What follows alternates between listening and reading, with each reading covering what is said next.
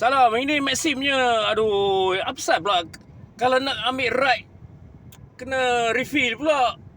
Aku tengah driving ni. Nak kejarnya tu tiba-tiba kena refill. Dah lah handphone pula hang. Handphone lagi satu nak ada QR BSM pula hang. Aduh. Nak kena refill apa hal? Kita tengah memandu. Aduh, tak efisien lah macam ni. Aduh, geram betul lah. Mesti nak proses lah apalah. Cepatlah. Refill lah. Bin proses pula. Dah hilang. Aduh, bodoh lah macam ni, Maxim. Aku cakap bodoh lah macam ni. Kita ada duit 300 dalam tu.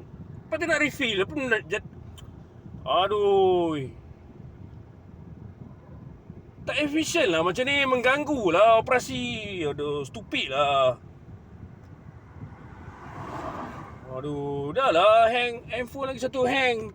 Kita nak QR sambil memandu tadi. Aduh, dah terlepas. Masih lagi satu. Ini yang lain pula. Tadi kata dah. Bengong lah macam ni.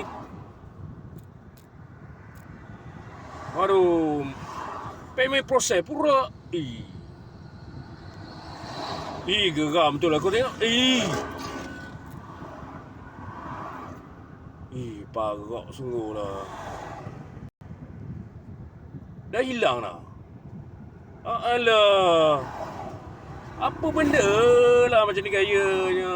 Bodoh lah mesti ni. Tolol lah.